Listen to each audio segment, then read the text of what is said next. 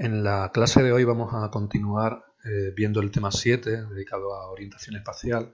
Ya vimos cómo, bueno, en el primer apartado presentamos cómo había varias formas de representar la orientación espacial, mientras que en el caso del posicionamiento, la forma más habitual de expresar una posición mediante las coordenadas X y Z, las coordenadas cartesianas, aunque también hay otro tipo de coordenadas, como pueden ser coordenadas polares o incluso coordenadas hiperbólicas, pero desde luego la forma más intuitiva de representar una posición es mediante esas coordenadas cartesianas.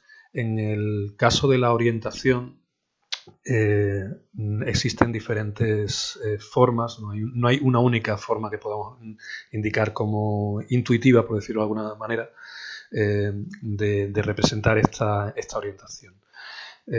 Una de esas formas serían los ángulos de Euler que vamos a ver a continuación. Bueno, según el teorema de Euler, dos sistemas de coordenadas ortonormales, que serían sistemas de coordenadas que comparten el origen, es decir, que tienen el origen de coordenadas en el mismo punto, pues según este teorema de Euler, dos sistemas de coordenadas ortonormales pueden relacionarse por una secuencia de no más de 3 rotaciones alrededor de los ejes de coordenadas, sin que haya 2 rotaciones sucesivas alrededor del mismo eje. Esto lo que quiere decir es que se puede transformar un sistema de coordenadas en otro sistema de coordenadas encadenando una secuencia de como máximo 3 giros alrededor, por ejemplo, del eje X, después del eje Y, después del eje Z. Bueno, Euler fue un matemático, bueno, un genio de la matemática del siglo XVIII y hay muchísimos resultados matemáticos que llevan su nombre porque fue una persona que logró un avance muy significativo en la matemática de su tiempo. Por eso no solo se habla de ángulos de Euler, sino también de la integración de Euler, de la dinámica de Newton y de Euler, las ecuaciones de Euler, del característico de Euler, etc. El significado del teorema de Euler es que podemos representar cualquier orientación considerando 3 números, puesto que podemos generar cualquier orientación mediante 3 giros respecto de los ejes de coordenadas, pues conociendo qué ángulo es el que se gira en esos 3 ejes, con esos 3 números podríamos fijar una orientación. Ese uso de esos 3 números es lo que se conoce como la secuencia de ángulos de Euler. Realmente estamos hablando de secuencia de ángulos de giro respecto a los ejes, pero no estamos indicando cuáles son esos ejes. De hecho, se pueden utilizar cualquier secuencia de ejes siempre y cuando no estén repetidos. Por ejemplo, podemos utilizar la secuencia de primero girar respecto al eje X, después respecto al eje Y, después respecto al eje Z, o primero respecto del eje X, después del Z, después del eje Y, etc. En total podríamos tener 12 secuencias diferentes que nos permitirían fijar una orientación. Realmente cuando hablamos de describir la orientación mediante los ángulos de Euler, no vale con decir solamente esos 3 ángulos, sino que debemos indicar también cuál de estas 12 secuencias es la que estamos utilizando para indicar estos 3 ángulos. Como os decía, para pasar de cualquier sistema de referencia, que tenemos el X y Z, a otro sistema de referencia, como este sería el X3', Y3', Z3', ¿de acuerdo? Sería el que tenemos aquí dibujado en rojo. Se puede hacer mediante 3 giros. Por ejemplo, en este caso estamos haciendo en primer lugar un giro respecto del eje Z, un giro alfa, que nos llevaría a esta primera situación, donde tendríamos este sistema de coordenadas donde se comparte el eje Z, pero el eje X y el eje Y ya estarían girados. A continuación, por ejemplo, podríamos hacer un giro sobre el eje Y, tendríamos este ángulo beta, y por último, un giro sobre el eje Z, ante este ángulo gamma, nos daría esta orientación. Cualquier orientación que podamos pensar se puede conseguir haciendo, como hemos visto, un giro alfa respecto al eje Z, después seguido un giro respecto del eje Y y un nuevo giro respecto al eje Z. Esto sería una secuencia de eje Z, eje Y, eje Z. Bueno, pues como hemos visto, realmente hay 12 maneras distintas de hacer esto. Realmente no existe ningún convenio. O sea, a la hora de expresar los ángulos de Euler, pues cada caso, cada autor o cada programador utiliza pues alguna de estas posibles 12 secuencias. Al final, a la hora de representar, a la hora de utilizar la orientación, como hemos visto, a lo que nos lleva siempre es a tener una matriz de transformación. Nosotros utilizamos matrices de transformación de 4×4 cuando queremos representar tanto orientación, es decir, tanto cambios en la orientación como desplazamientos. Si queremos establecer simplemente un cambio en la orientación, es decir, no hay desplazamiento del origen de coordenadas de un sistema de referencia respecto al origen de coordenadas de otro sistema de referencia. Si simplemente, como hemos visto en el dibujo anterior, estaríamos hablando de cambios de sistema de referencia manteniendo el punto origen, entonces la representación la marcaríamos mediante matrices 3×3. El caso de las matrices 4×4, como habíamos visto, habría una cuarta columna donde indicaríamos el vector de desplazamiento y la cuarta fila tiene el valor típicamente de 0, 0, 0, 1. Bien, para hacer un giro respecto al eje X, hacer un giro de un cierto ángulo en el eje X, pues la matriz de rotación respecto a ese eje X es esta que tenemos aquí. C y S representan el valor del coseno y del seno del ángulo de giro respecto al eje X. La rotación respecto al eje Y pues sería esta matriz que tenemos aquí, donde C y S serían el coseno y el seno respectivamente del ángulo de giro respecto al eje Y, y de igual forma respecto al eje Z tendríamos el coseno y el seno del ángulo de giro respecto al eje Z. Para encadenar estas tres rotaciones, pues multiplicaríamos las tres matrices y obtendríamos esta matriz final que nos podría dar una secuencia o sea, nos daría la matriz de transformación como la secuencia de rotación de ángulos de Euler utilizando los giros respecto a los ejes X, Y y Z. Realmente, si consideramos que multiplicamos el vector por la derecha, lo que estaríamos viendo es que en esa multiplicación del vector, en primer lugar, se multiplicaría por la matriz de rotación respecto al eje Z, a continuación respecto del eje Y y por último respecto del eje X. Hay que tener en cuenta también, es importante, que la multiplicación de matrices no es conmutativa, es decir, esto es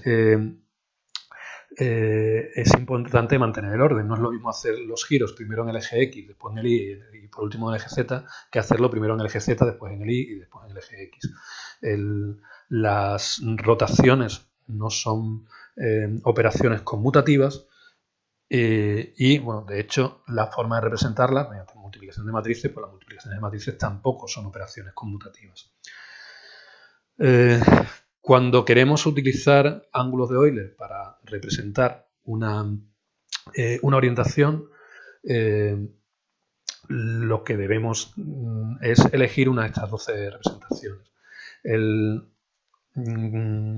En determinadas ocasiones podemos encontrarnos con que alguna de estas representaciones pues puede tener problemas o no nos resulta demasiado bien indicada, mientras que otras pueden ser mejores en cierto momento. Realmente no existe ninguna de las 12 que podamos considerar como mejor que las demás, ni como especialmente peor que las demás, pero sí es verdad que en determinadas situaciones hay algunas que nos pueden llevar a problemas, mientras que esa situación en particular, otra elección de la secuencia, pues quizás nos habría evitado esos problemas. Uno de los problemas típicos que presentan los ángulos de Euler es lo que se conoce como el bloqueo de ejes, que veremos enseguida. Una de las secuencias típicas a la hora de expresar los ángulos de Euler es la que se conoce como roll, pitch and yaw, que son términos en inglés que vienen descritos mediante los siguientes giros. El giro, si consideramos, por ejemplo, un avión y fijamos el eje X como la dirección del avión, el eje Y como las alas y el eje Z como la vertical del avión, pues el roll indicaría el alabeo del avión, el pitch indica el giro respecto a subir o bajar, ¿vale? La inclinación, y yaw respondería a un giro que no es propio de los aviones, sino más bien de los coches. Es decir, sería un giro respecto del plano XY. Mientras que, por ejemplo, en un avión hablaríamos más de que la orientación del avión está, bueno, los movimientos del avión tienen que ver con la capacidad de hacer tanto roll como pitch en un vehículo que esté apoyado en el terreno, o es en un coche. Realmente al girar el volante lo que hacemos es giro de tipo yaw. Bien, como decía, uno de los problemas que presentan los ángulos de Euler es lo que se conoce como el bloqueo de ejes, o el término en inglés es el gimbal lock. Este bloqueo se produce cuando, como consecuencia de uno de los giros, los planos de giro se alinean. Cuando dos ejes de giro terminan perfectamente alineados. Esto lo que supone es una pérdida temporal de un grado de libertad. Vamos a ver un momento un ejemplo de este bloqueo de ejes. Aquí tenemos un dibujo de un determinado objeto, esta flecha, que nos marca una orientación. Los círculos que veis aquí representan pues planos de giro. En primer lugar, en este caso, lo que se ha planteado es un giro en el eje Y que viene representado por este aro verde, es decir, a la hora de realizar un giro o pasar de esta orientación a una orientación diferente, pues se va a plantear que en primer lugar el ángulo de giro va a ser sobre el eje, sobre el aro verde, a continuación el rojo, y por último el azul. Or green torus is at the top of our hierarchy. Si vemos, so in this parent structure, everything rotates with it. ¿Veis? Esto sería un giro sobre el eje, o sea, utilizando el plano verde, que sería en el eje de la vertical, sería el eje Y en este caso, se está tomando la vertical como Y. Z, on the other hand, tenemos también giros con respecto al eje Z, que sería el que ve como azul. El eje Z sería el que marca la dirección de la flecha, mientras que el eje X pues nos permitiría este tipo de giro. ¿Cuál es el problema del bloqueo de ejes? Pues imaginaos una situación en la que se siga girando, como veis aquí, y en este momento el efecto de este giro es que estos dos planos de giro son ahora mismo iguales. Esto en realidad lo que supone es que en este momento se ha perdido una posibilidad de giro. Vamos a verlo enseguida.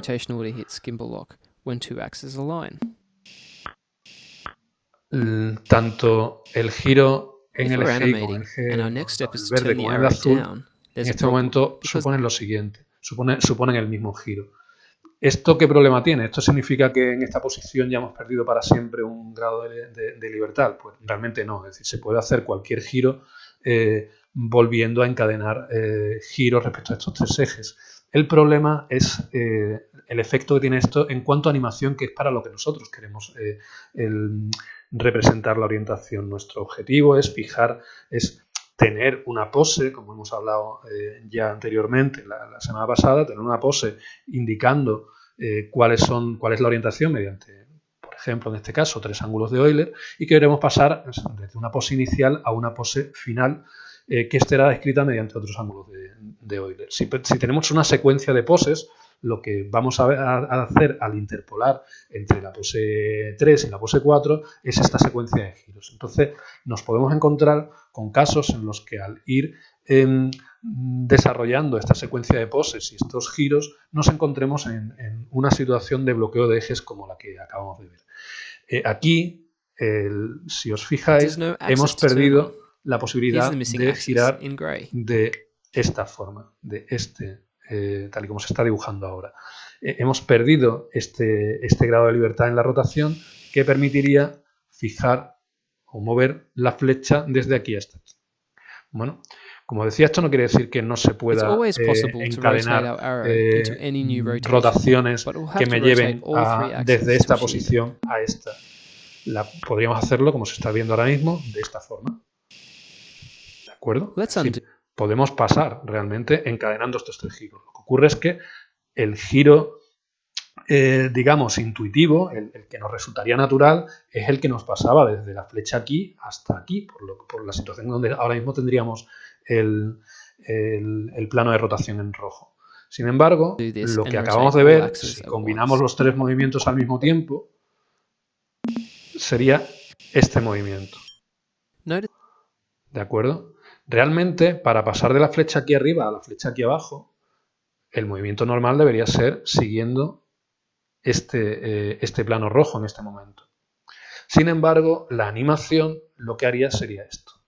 El efecto que tiene el bloqueo de ejes en animación es que nos puede provocar que determinados giros o determinadas interpolaciones entre poses descritas mediante ángulos de Euler nos hagan algunos movimientos extraños. Es decir, que si estamos pensando, por ejemplo, en utilizar ángulos de Euler para fijar la orientación de las articulaciones del esqueleto humano que habíamos visto en las prácticas o en el tema anterior, pues podríamos encontrarnos con que el pasar de un movimiento de una posición del brazo hacia una posición, por ejemplo, extendida, en lugar de hacerlo de una manera que nos podría resultar más natural, nos podríamos encontrar, en caso de que se produjera un bloqueo de ejes, con un movimiento un tanto extraño, un movimiento raro de alguna de las articulaciones. Este es el problema que se conoce como el gimbal lock o bloqueo de ejes, que, como ya digo, es un problema que afecta a la animación, cuando queremos pasar de una pose a otra interpolando con ángulos de Euler en esos movimientos.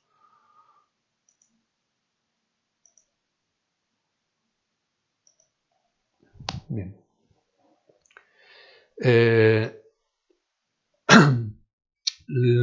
Como conclusión, bueno, los ángulos de Euler son una forma bastante intuitiva de expresar la orientación. Es relativamente sencillo ver, conociendo la secuencia de giros en ejes que estamos viendo, cuáles son los valores que debemos asignar a esos ángulos de Euler nuestras articulaciones, si lo estamos utilizando para orientación, por ejemplo, de las articulaciones de un esqueleto, pero nos podemos encontrar en ocasiones con que esas interpolaciones de poses utilizando ángulos de Euler generen unas animaciones un tanto extrañas en determinadas circunstancias que de entrada es difícil también de prever. Cuando queremos hacer animación con ángulos de Euler, pues lo normal es plantear una secuencia de 3 ángulos de Euler, alfa, beta y gamma inicial, un alfa, beta y gamma final, y realmente lo que hacemos es una interpolación lineal entre el alfa inicial y el alfa final, entre el beta inicial y el beta final, y el gamma inicial y el gamma final. De manera que conforme vayamos pasando desde el instante 0, que tendríamos la orientación 0 indicada mediante alfa 0, beta 0 y gamma 0, iríamos pasando desde ese instante 0 hasta un instante 1, o del 100% de la animación, pasando a una nueva orientación que estaría descrita mediante los ángulos alfa 1, beta 1 y gamma 1. Pues simplemente la interpolación entre alfa 0 y alfa 1 se puede hacer una interpolación lineal típica, entre beta 0 y beta 1 igual, y entre gamma 0 y gamma 1 igual. El resultado va a ser entonces, como hemos visto antes con ese giro, cómo va a ir variando la articulación o el objeto que estemos representando, la orientación que queramos representar, desde una orientación inicial a una orientación final. En este tipo de animación hay que tener también cuidado con el tema de los grados. O sea, si queremos expresar las cosas en grados, me da igual, en ángulos, me da igual si en radianes o en grados, hay que tener cuidado con los signos. Es decir, normalmente para pasar, o sea, hay que tener en cuenta que el menos 180 y el más 180 es el mismo ángulo. Por ejemplo, pasar de menos 170 a más 170 no debería ser hacer un recorrido que llegue del menos 170 al menos 160, menos 150, llegando hasta 0 y después más 10, más 20, más 30, hasta 180. Para pasar de menos 170 a más 170, lo normal es pasar, digamos, por el giro más corto, que sería pasando del menos 170, menos 180, que equivale al 180, al más 180 y de ahí al más 170. Esto también hay que tenerlo en cuenta a la hora de plantear la ecuación de la interpolación, de cuál es el giro más corto o la manera más corta de pasar de un ángulo inicial a un ángulo final, considerando, como ya digo, el signo del ángulo y que el ángulo de más pi y menos pi o de más 180 y menos 180 representa realmente el mismo ángulo. Como ventajas, los ángulos de Euler pues son compactos, utiliza solamente tres números que reflejan los 3 grados de libertad de una manera bastante sencilla y totalmente independiente uno de otro. La conversión de esos ángulos en una matriz de transformación, pues la hemos visto, simplemente calcular el seno y el coseno de esos ángulos y sustituirlo en la plantilla de la matriz de transformación que habíamos visto. Pero, como digo, nos podemos encontrar ciertos problemas al hacer interpolaciones entre una orientación inicial, una pose inicial y una pose final, debido pues, a problemas como el bloqueo de ejes o también como problemas con el signo de los ángulos. Bien, vamos a ver ahora pues, otras formas de representar orientación que serían, pues, por un lado, los vectores de giro y las matrices de rotación. Bien, según el teorema de Euler, cualquiera rotación, cualquier cambio entre una orientación y otra se puede hacer no solamente con rotaciones respecto de los 3 ejes, sino también con una única rotación simple sobre un eje que no necesariamente va a ser un eje principal.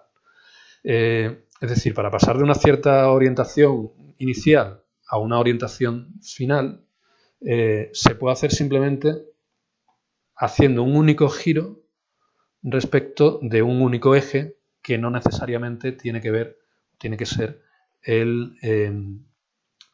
uno de los ejes principales del sistema de referencia. Esto nos lleva a plasmar de una forma distinta también la orientación, que sería, bueno, pues desde la orientación básica, los ejes X y Z, digamos, en la misma orientación en los dos sistemas de referencia, pues podríamos pasar a cualquier orientación por medio o sea, indicando cuál es el eje de rotación arbitrario, que ya digo que no tiene por qué ser un eje principal, y el ángulo de giro respecto de ese eje de rotación. Eso nos daría una opción de representar la orientación mediante un vector que me indique cuál es el eje de rotación y un ángulo que me indique cuál es la rotación respecto de ese eje. Para representar un vector tridimensional necesitaríamos 3 valores y para representar el ángulo de giro necesitamos un cuarto valor. Por tanto, realmente estaríamos fijando esa orientación por medio de 4 valores. Esto es un poco chocante porque, como sabemos, la orientación tiene 3 grados de libertad. Si realmente deberíamos ser capaces de fijarlo solamente con 3 números. ¿Dónde está la clave en el hecho de utilizar 4 números en este caso? Bueno, pues que realmente cuando fijamos el vector que marca el eje de rotación, bueno, pues somos libres tanto de fijar el eje como de fijar el módulo de ese vector. Pero realmente el módulo no nos indica, no nos da ninguna información respecto de la orientación. Me da igual que si el vector que estoy utilizando para indicar cuál es el eje de rotación, si tiene módulo 2, 5, 1 o 0,3. Realmente no es una información importante. Por tanto, en esos 3 valores que me permiten indicar el vector, hay una redundancia, puesto que si multiplicamos los 3 valores por una determinada cantidad, el vector, escalamos ese vector, la orientación que me marca el vector seguiría siendo la misma. Eso me lleva a que realmente ahí hay una redundancia y que no deberían ser necesarios los 3 valores como grados de libertad. A partir de la descripción, o para evitar ese grado de libertad, normalmente lo que se utiliza, o ese cuarto valor, normalmente lo que se utiliza es un vector director con módulo unidad. Eso quiere decir que si tenemos el vector, vamos a denominarlo A, y estaría formado por 3 componentes, A sub X, A sub Y y A sub Z, pues que el módulo sea 1 quiere decir que AX cuadrado más BX más AI cuadrado más AZ cuadrado, bueno, pues eso debería ser igual a 1. Bueno, eso me marca una relación entre los valores de A sub X, A sub Y y A sub Z. Por tanto, no son realmente 3 grados de libertad, puesto que hay una restricción entre esos valores. Bueno, pues asumiendo que ese vector director A es un vector unitario, formado por estas componentes AX, AI y AZ, podemos, a partir del vector director y del ángulo de giro, calcular también la matriz de rotación. En este caso, igual que antes, la C y la S indican el coseno y el seno de este ángulo θ, que sería el ángulo de giro. Bueno, pues dados el vector A y dados el ángulo de giro, podríamos construir de manera rápida la matriz de rotación.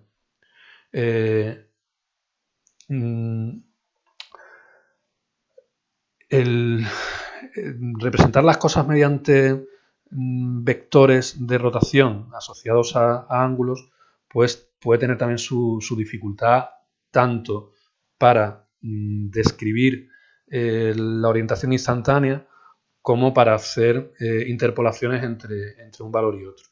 De todas formas, esta representación de la orientación en cuanto a vectores es bastante similar o está muy relacionada con los cuaterniones que veremos en el siguiente apartado. Vamos a centrarnos ahora en lo que sería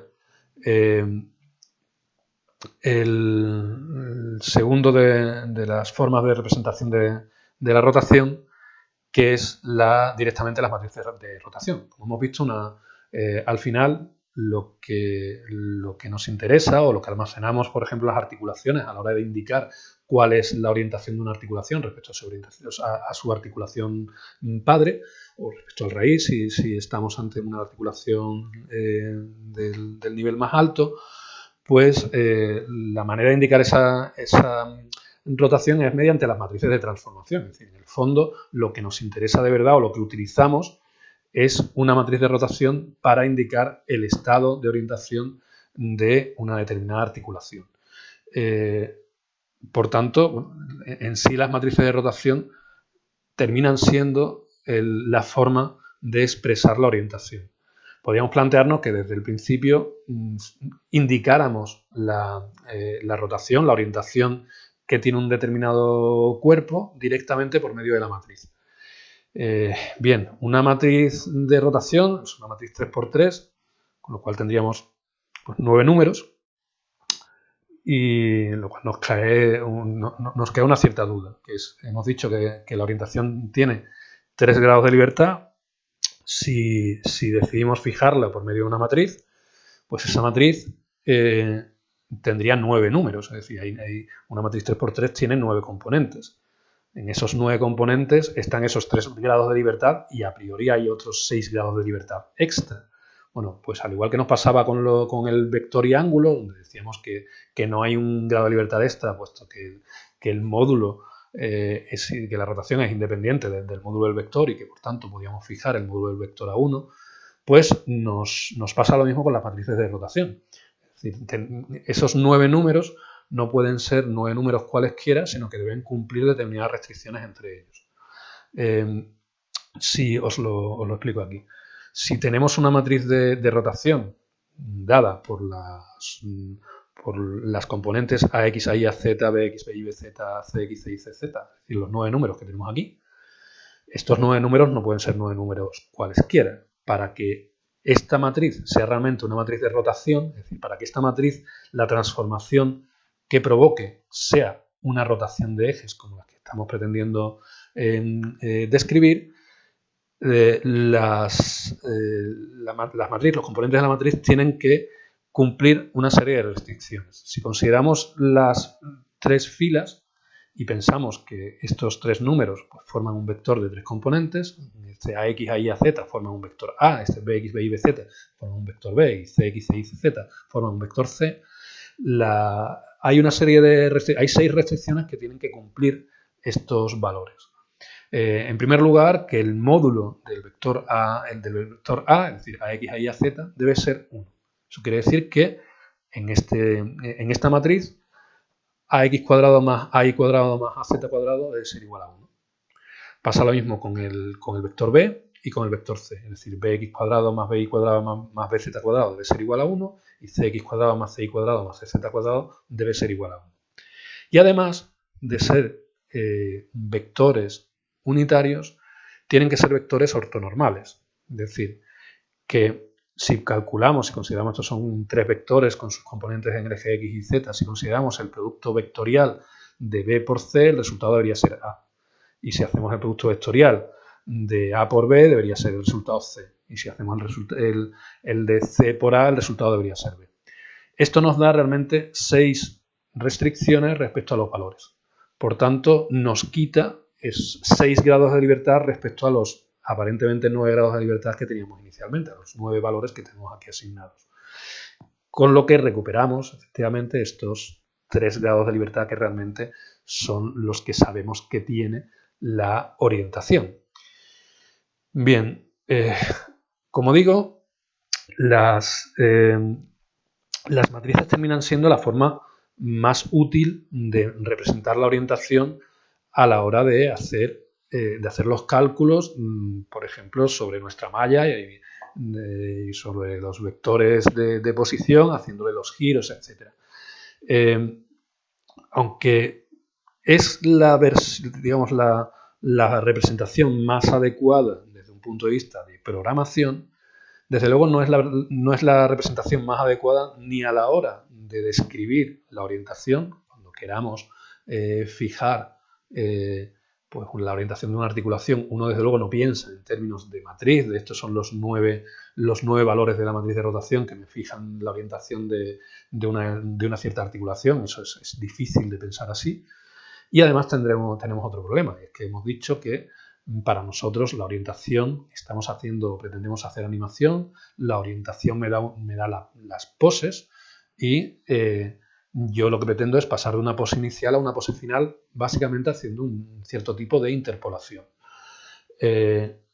Yo podría plantearme hacer una matriz inicial de orientación, con lo cual tendría la pose inicial, tendría la orientación final como en forma de matriz 3×3, que me indicaría la matriz de rotación final. ¿Y cómo se hace la interpolación? Es decir, ¿cómo calculamos las orientaciones intermedias? Si pretendiéramos hacer, por ejemplo, vuelvo hacia atrás, desde el valor inicial de esta componente al valor final de esta componente, hacer una interpolación lineal y lo mismo para cada una de las 9 componentes, el resultado es que los valores intermedios, no en el instante 0, que si hemos fijado una matriz 3×3 correctas, ni en el instante 1, donde teníamos de nuevo una pose final que me daría lugar a una matriz correcta, si intentamos interpolar los valores, las matrices que me van a salir por medio, desde luego no van a ser matrices que cumplan estas condiciones. Es decir, al interpolar una matriz de rotación inicial con una matriz de rotación final, los valores de matrices intermedios no van a cumplir esta condición. Por tanto, realmente es complicado hacer una animación haciendo una interpolación de matrices. Las matrices son muy útiles como representación final de la orientación a la hora de hacer todos los cálculos en nuestra tarjeta gráfica, introduciéndolo pues, como matriz de transformación dentro del Vertex Shader, ¿vale? Pero no como forma de indicar la orientación de la pose inicial, la pose final y hacer interpolación entre ellos. Lo más indicado es tener algún tipo de representación más intuitiva que sí nos permita hacer esas interpolaciones y utilizar cinemática directa para, a partir de, por ejemplo, como hemos visto, de los ángulos de Euler, mediante esa cinemática directa, convertir los ángulos de Euler en una matriz de transformación y, a partir de esa matriz de transformación, utilizarla para hacer el dibujo. La interpolación, a la hora de hacer una animación, la interpolación la haríamos respecto a los ángulos de Euler y con esos valores intermedios desde la pose 0 a la pose 1, de la pose inicial a la pose final, con esos valores intermedios de los ángulos de Euler, se calcularía mediante cinemática directa la matriz de transformación asociada a esos valores interpolados de ángulos de Euler y con eso haríamos el dibujo. Pero, como ya digo, no resulta adecuado como representación sobre la que hacer las interpolaciones. El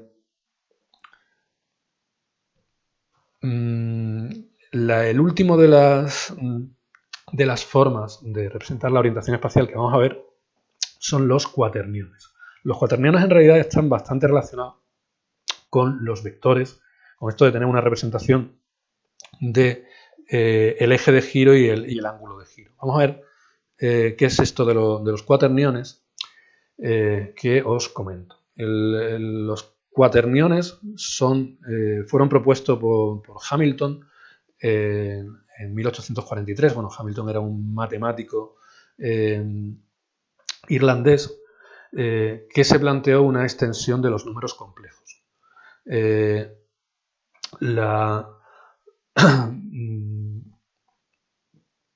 El planteamiento de Hamilton es que pues, la matemática y la física, donde se utilizan mucho, pues los números complejos habían supuesto pues un modelo matemático bastante adecuado, sobre todo con todo lo que tenía que ver con representación de oscilaciones, de todo lo que era la representación de ondulaciones, etcétera, y de ecuaciones de onda. Pues el planteamiento era ampliar los números complejos a una versión de números complejos, o sea, de espacios más grandes. Un número complejo es una representación donde lo que podemos ver la parte real sobre el eje de los números reales y la parte imaginaria sobre un eje perpendicular que sería el eje imaginario. De manera que un número complejo pues me representa una posición en un plano. En ese plano imaginario formado tanto o generado mediante el eje de números reales y el eje de números imaginarios. Bueno, pues el cuaternión es una estructura que tiene 4 componentes, ¿de acuerdo? Es un vector de 4 componentes, donde lo que representan estos 4 componentes, como ya digo, es una generalización del concepto de número complejo. En los números complejos tendríamos un número real y una parte real y una parte imaginaria, que es el eje Y. El planteamiento de Hamilton era pues, plantearnos nuevos ejes, llamados J y K, nuevos vectores imaginarios que se relacionan entre sí por las siguientes características. Al igual que en los números complejos, el número imaginario I, pues I al cuadrado vale menos 1, pues eso va a ser cierto también para J y para K. Es decir, J al cuadrado vale menos 1, K al cuadrado vale menos 1. Es decir, cualquiera de ellos nos lo podríamos plantear como la raíz cuadrada de menos 1, que a priori no está definida, bueno, que sabemos que no está definida sobre la recta de números reales. Pero después estos vectores se relacionan entre sí mediante el producto de manera que J multiplicado por K sea igual a I, que K multiplicado por I sea igual a J y que I multiplicado por J sea igual a K. Esto, como veis, está bastante relacionado con lo que sería un producto vectorial de vectores, de manera que el vector que está dirigido en el eje Y multiplicado vectorialmente por el vector que está dirigido en el eje Z, pues resulta un vector que está dirigido sobre el eje X. Y al hacer el producto en el orden contrario, pues el resultado cambia de signo. Bien, con estas representaciones de las operaciones producto entre los valores imaginarios y J y K, pues tendríamos un espacio que a priori sería cuatridimensional. Tendríamos la recta de los números reales unida a 3 rectas imaginarias. ¿Bien? Bueno, pues los cuaterniones se representan también a veces como un vector, que sería esa componente i, j y k, ¿de acuerdo? Y la parte real como un valor, digamos, separado. Es decir, tendríamos un escalar, que es el valor sobre el eje real, y un vector, que sería un vector de esas 3 componentes i, j y k. Bien,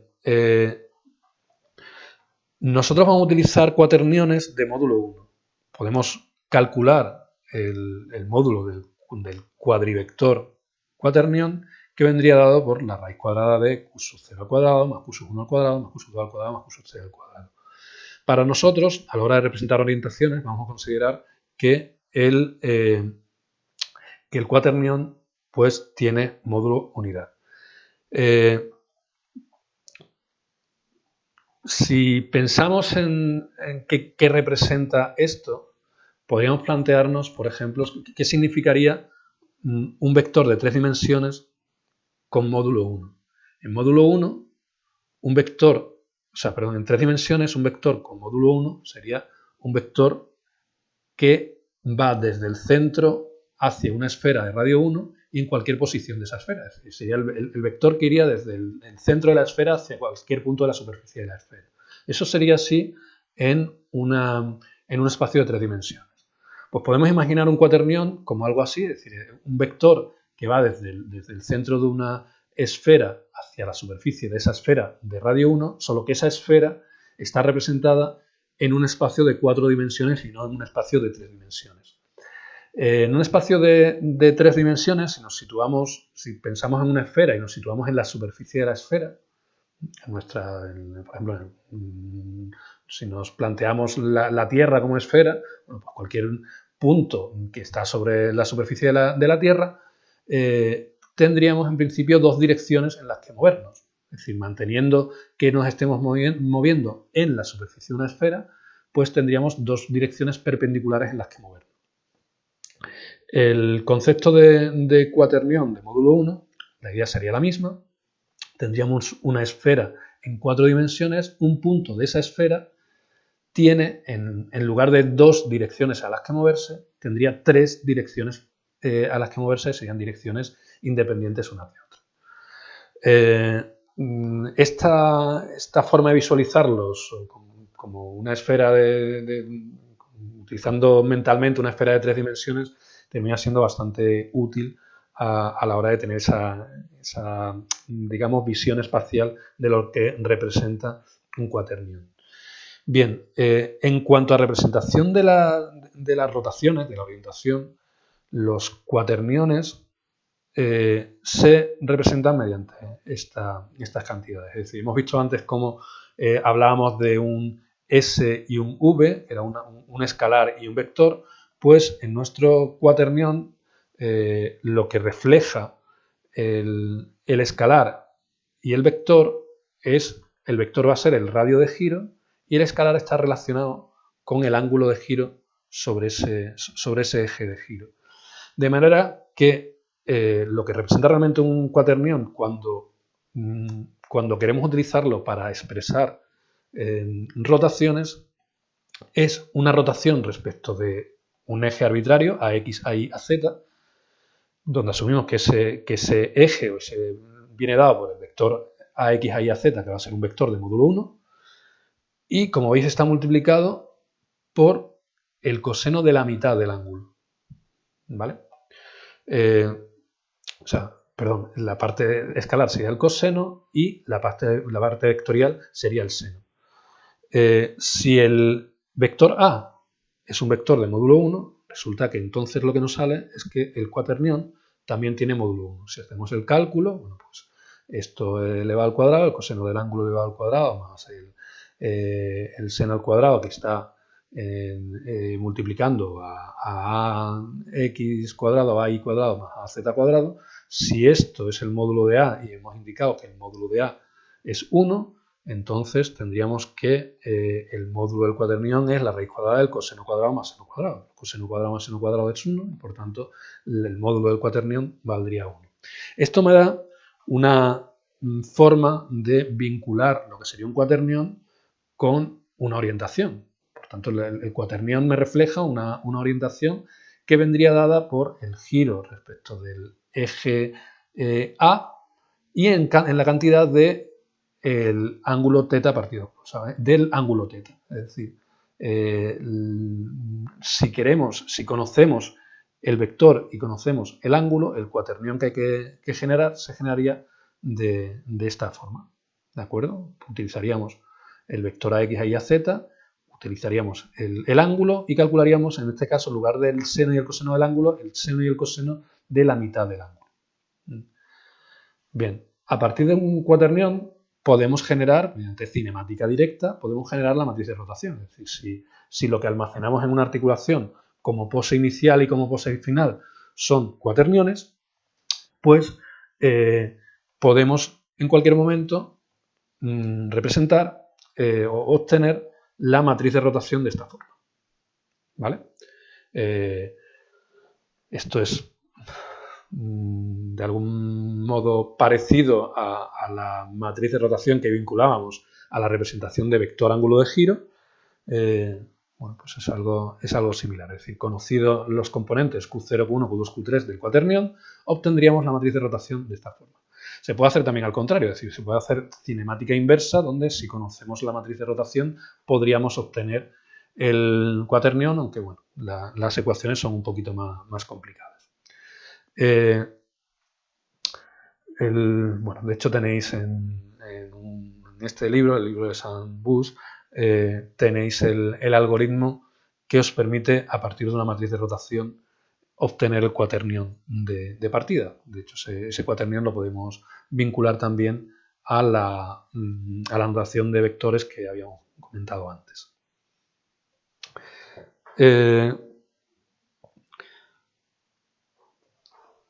Si queremos entender un poco o avanzar más en la visión espacial de lo que supone un cuaternión, como digo antes, podríamos plantearnos el que un cuaternión representa un punto o una orientación representa un punto sobre una esfera en un espacio cuadridimensional. En una esfera, en un espacio tridimensional, alguien que esté en la superficie de la esfera se puede mover en dos direcciones. Bueno, pues en una esfera que esté en una superficie cuadridimensional tendríamos tres direcciones en las que movernos. Eso serían el equivalente a tener tres ejes sobre los que rotar. En una esfera sobre un espacio, en una esfera bidimensional, o sea, una esfera sobre un espacio de tres dimensiones, uno podría moverse a lo largo de una dirección, pero lo que haríamos sería dar la vuelta completa a la esfera y volver al punto de partida. Es decir, si uno se desplaza mucho en una determinada dirección, termina volviendo al mismo punto de partida. En un espacio de cuatro dimensiones nos pasa lo mismo. Es decir, que si decidimos movernos respecto de una de las direcciones que nos marcaría, una de esas tres direcciones, si nos movemos dando la vuelta completa, estaríamos en la misma posición. Esto equivale a que si cogemos un determinado objeto y realizamos un giro respecto a un cierto eje, si giramos 360 grados, el cuerpo vuelve a la misma posición. Eso sería el equivalente a dar una vuelta a la esfera o a la hiperesfera. Realmente, cuando hablamos de cuaterniones, la orientación que fija no es tanto un radio, es decir, un vector que vaya desde el origen de la hiperesfera hacia su superficie, sino un diámetro, digamos, que atraviese la esfera completa. Esto quiere decir que la rotación que indica un cuaternión es exactamente la misma que la que indica el cuaternión con el signo cambiado, puesto que en ambos casos lo que estaríamos indicando es un eje. Es decir, ya sea en ese eje de rotación en ese eje dibujado sobre la esfera, ya sea en una dirección o en la contraria, el eje es el mismo y es el eje el que me está indicando cuál es la rotación. Y eso es lo que está relacionado con que en la fórmula del cuaternión aparezca el ángulo dividido por la mitad.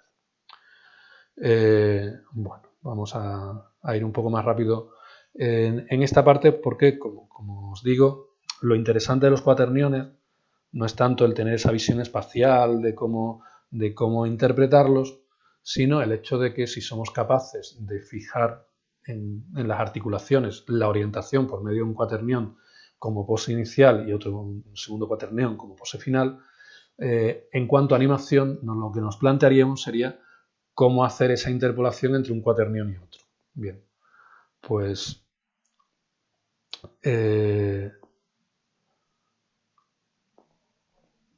para hacer eso, bueno, esto sería ya el último de los apartados. He ido más rápido en esas transparencias porque, como os digo, no es tan interesante el tener una visión espacial, y no es fácil tampoco tenerla, ya que estamos hablando de espacios cuadridimensionales que realmente uno no se puede llegar a imaginar. Siempre estamos teniendo un modelo mental en 3 dimensiones que no es exactamente el mismo, pero lo que nos interesa sobre todo es ser capaz de utilizar esta representación para hacer la animación. Bueno, los cuaterniones los podemos multiplicar, digamos, escalarmente, como hemos visto antes. Podríamos plantearnos un producto escalar de cuaterniones que nos daría lugar a este resultado, que al igual que el producto escalar, lo que me lleva es a que el producto escalar termina siendo el producto de los módulos. Si utilizamos módulo unitario o cuaterniones de módulo 1, pues esto daría 1, por el coseno del ángulo que forman estos vectores. ¿De acuerdo? Podríamos hablar entonces de, aunque estemos hablando de espacios de 4 dimensiones, pero sí podríamos hablar del ángulo que forman estos dos vectores, aunque sean vectores cuadridimensionales. Es decir, el ángulo que nos forma un cuaternión con otro.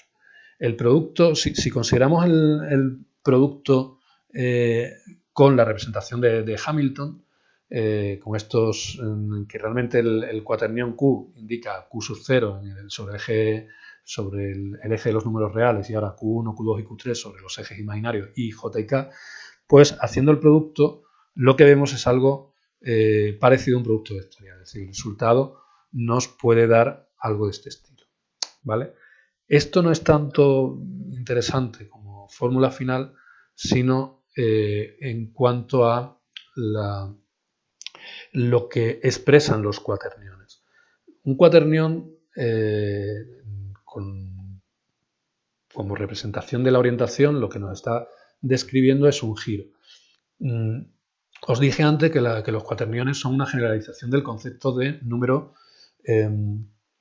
complejo. Un número complejo lo podemos ver en términos de, pues digamos, A más B por I, por el número imaginario. Lo podríamos ver como un punto dentro del plano formado por el eje de los números reales y el eje de los números imaginarios, pero eso nos lleva a otra representación que se conoce como la representación polar, donde representamos el número complejo como el módulo del número y la fase del número, es decir, el ángulo que forma ese vector sobre el plano respecto del eje de los números reales. Eso es lo que se conoce como la fase, y el representar un número complejo en términos de, en lugar de A más B por I, por el número imaginario, pues representarlo en términos de E elevado a, o sea, el módulo por E elevado a I por la fase, pues es una representación alternativa. Esta representación alternativa lo que me permite es también ver lo que sería la multiplicación de un número por un número complejo como el giro, o sea, como un giro indicado por la fase del número complejo, ¿vale? Bueno, pues realmente en los cuaterniones tenemos lo mismo.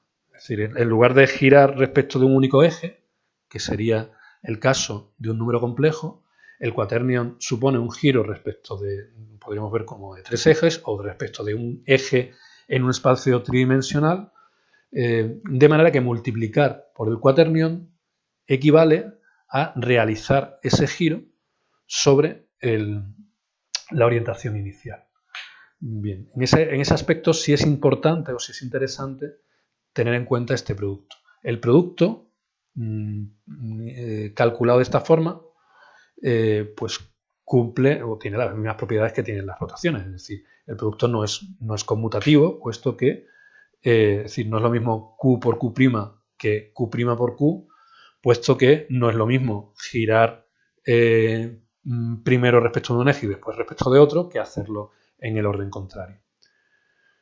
Al multiplicar dos cuaterniones unitarios, pues el resultado es otro cuaternión unitario. Es decir, si multiplicamos los cuaterniones utilizando cuaterniones de módulo 1, pues podemos ver que esos cuaterniones me representan orientaciones o giros respecto a una orientación inicial, de manera que los productos sucesivos de cuaterniones lo que nos representa es giros sucesivos respecto de una orientación inicial.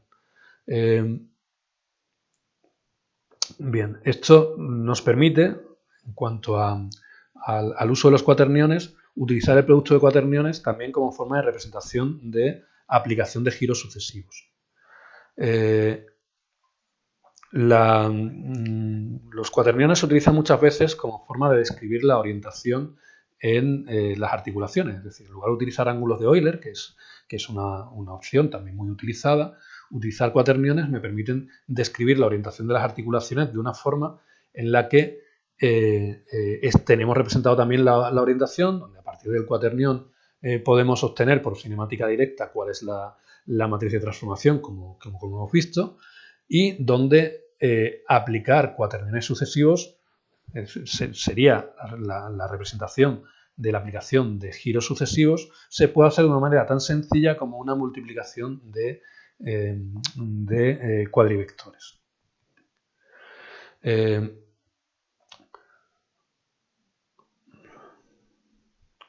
Para terminar con esta representación, vamos a hablar rápidamente de la forma de hacer interpolación cuando uno utiliza cuaterniones. Con esto terminaríamos el tema.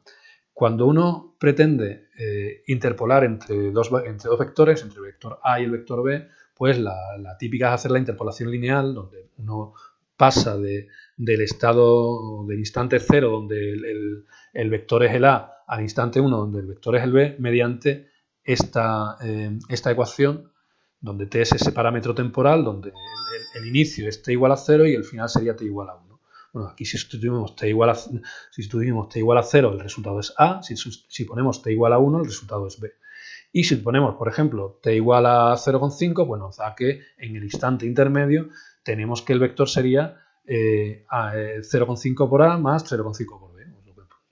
En el instante pues 0,25, pues tendríamos 0,75A más 0,25B. Es decir, tendría más peso el vector A que el vector B. También lo podemos expresar de esta forma, que es totalmente equivalente, que sería la relación lineal entre A y B como A más T multiplicado por B menos A. De nuevo aquí, si ponemos cuando T vale 0, pues el resultado es A. Cuando T vale 1, el resultado es A más B menos A, que es B. Bien, esta sería la manera o las ecuaciones para hacer una interpolación lineal entre los valores A y B, ¿vale? Donde el parámetro de interpolación sería la T, que iría entre 0 y 1. En el caso que estamos viendo de cuaterniones, estamos hablando de vectores que representan una posición respecto del origen a la superficie de una esfera.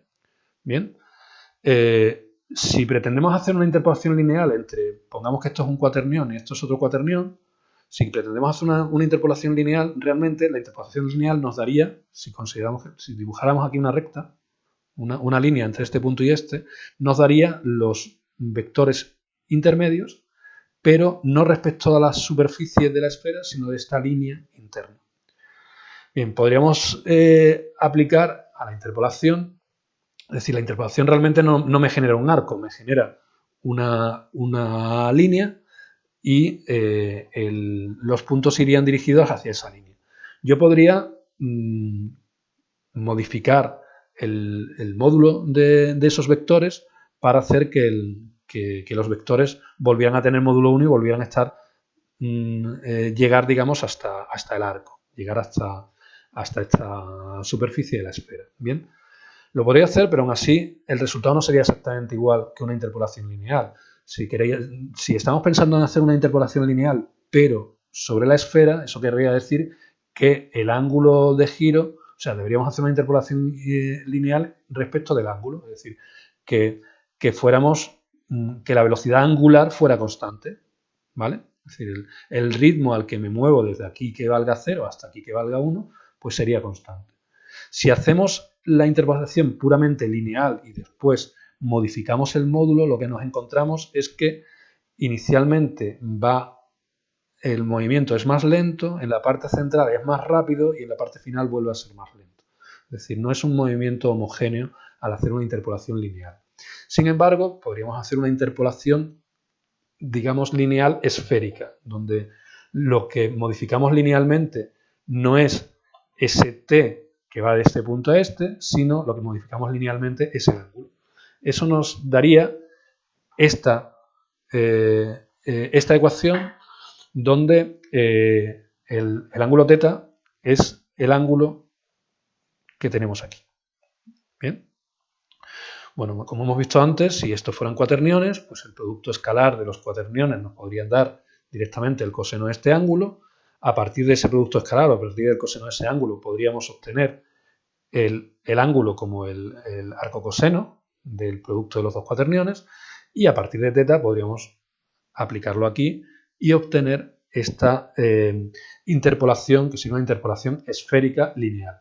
Bien, ¿qué utilidad tiene esto? Pues a la hora de hacer una interpolación entre un cuaternión inicial, una pose inicial descrita con un cuaternión y una pose final descrita con otro cuaternión, bien, deberíamos hacer una interpolación esférica aplicando esta fórmula en lugar de utilizar una interpolación lineal, que es la que hemos llamado LERP, la que hemos llamado LERP.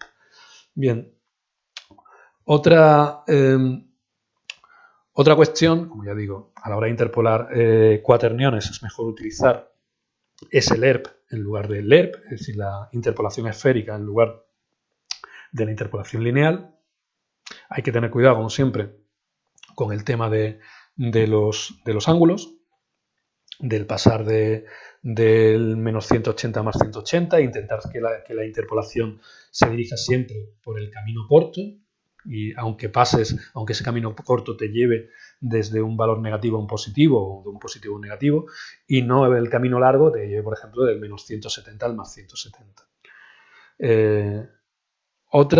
Estas interpolaciones se pueden hacer incluso más suaves. Por ejemplo, se pueden hacer curvas de Bézier, que las curvas de Bézier son interpolaciones que ya son no lineales, sino que son de un orden superior. Si consideramos estos dos puntos, P0 y P1, pues una interpolación lineal sería esta línea que tenemos aquí. Si consideramos tres puntos, P sub 0, P sub 1 y P sub 2, una interpolación mediante una curva de Bézier da este resultado. Es decir, esto ya es una curva, esto ya no es una línea, esto es una curva que me permite hacer un camino entre P0 y P2 que es más suave, donde P1 de alguna manera está indicándome cómo arrastrar, cómo curvar la línea. Es decir, si yo podría hacer una interpolación de este punto inicial a este punto final, como hemos hecho aquí, en lugar de tener una línea recta, pues esto me indica que no, que habría que hacer una curva. Esto sería una interpolación cuadrática y podríamos tener, si en lugar de tener 3 puntos tenemos 4 puntos, podríamos tener una interpolación cúbica. Eso sería, pues, mediante una curva de Bézier de orden 3. Bien. Lo podemos ver como los puntos P1 y P2 de alguna forma me están arrastrando la curva, de manera que en lugar de tener una recta que vaya de P sub 0 a P sub 3, pues estos puntos me están arrastrando en este momento para acá y en este otro en este lado para hacer una curva con este sentido. Para calcular las curvas de Bézier se pueden hacer mediante interpolaciones sucesivas. Yo podría hacer una interpolación entre el P0 y P1, P1 y P2, entre P2 y P3, de manera que tendría esto. Es decir, una interpolación lineal entre P0 y P1 me daría este punto, entre P1 y P2 me daría este punto y entre P2 y P3 me daría este punto. Al hacer la interpolación lineal, en el 0 estaría en este punto y en el 1 aquí. ¿De acuerdo? Esto me representa pues aproximadamente un 0,25 en esta escala de pasar del 0 al 1. Bien, una vez que tenemos estos dos puntos, ¿vale? Yo podría hacerlo de nuevo y me generaría un nuevo punto al hacer interpolación lineal entre Q sub 0, Q sub 1 y Q sub 2, pues tendría algo así. R sub 0 sería una interpolación que yo hago entre Q sub 0 y Q sub 1. Y R sub 1 es una interpolación que yo hago entre Q sub 1 y Q sub 2. Y por último podría hacer una interpolación entre R0 y R1 que me daría ese punto. Bien, a partir de la T, un valor que va entre 0 y 1, yo puedo generar esta curva. ¿Vale? Esa curva la he interpolado entre el valor 0 y el valor 1 y en lugar de tener una recta que teníamos antes, pues me da una curva donde la interpolación ya no es lineal, sino que de hecho es cúbica, de orden 3, vendría dada por un polinomio de orden 3. Igual que lo hemos hecho considerando LERP, es decir, considerando la interpolación lineal, podríamos plantearnos hacer lo mismo, pero con la interpolación SLERP, con la interpolación esférica. Bien, la manera de calcular X, esto que hemos hecho es lo que se conoce como el algoritmo de Castelhau, que sería partiendo de los 4 puntos, pues hago la interpolación lineal entre P0 y P1, entre P1 y P2 y P2 y P3, y tendría Q0, Q1 y Q2, haciendo una nueva interpolación lineal entre estos dos tendríamos R0 y 1 y una última interpolación lineal tendríamos finalmente X. Aplicando entonces nuestra formulita de interpolaciones lineales podríamos representar una curva tan compleja, digamos, como la que acabamos de ver. Bueno, pues si en lugar de utilizar el algoritmo de Castelhau basándonos en la interpolación lineal nos basamos en la interpolación esférica, pues tendríamos lo mismo, pero como forma de interpolar de manera suave, por ejemplo, 4 cuaterniones.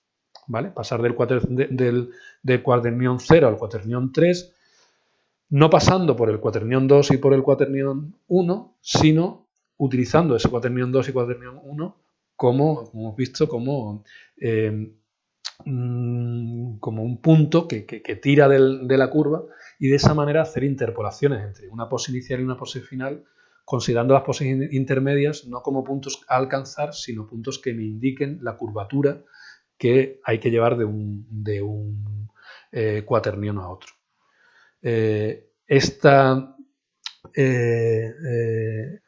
algoritmo de Castelhau me permitiría hacer interpolaciones entre cuaterniones de orden 3, es decir, cúbicas, ¿vale? Y hay incluso pues, algoritmos de interpolación más sofisticados. Este está bastante utilizado y da resultados bastante buenos. Como resumen de los cuaterniones como formas de representación de la orientación, pues los cuaterniones son vectores de 4 dimensiones, que si los fijamos con el módulo 1, pues me permiten representar orientaciones en 3 dimensiones, ¿vale? Podemos, a partir del cuaternión, calcular de una manera directa la matriz de transformación. También podemos, a partir de la matriz, mediante cinemática inversa, calcular el cuaternión. No hemos visto el algoritmo, pero no es demasiado complicado. La multiplicación de cuaterniones es más rápida que la multiplicación de matrices y realmente me representa lo mismo, es decir, me representaría la aplicación sucesiva de rotaciones. Podemos interpolar cuaterniones, de un cuaternión inicial a un cuaternión final, por medio de la interpolación esférica que hemos visto, y podemos incluso hacer interpolaciones más complejas utilizando el algoritmo de Castelhau sobre interpolaciones esféricas para generar curvas de Bézier sobre cuaterniones. Esto nos da unas posibilidades muy amplias a la hora de utilizarlos en cuanto a animación. Como hemos visto, los cuaterniones me representan poses y la animación consiste en pasar de una pose inicial a una pose final.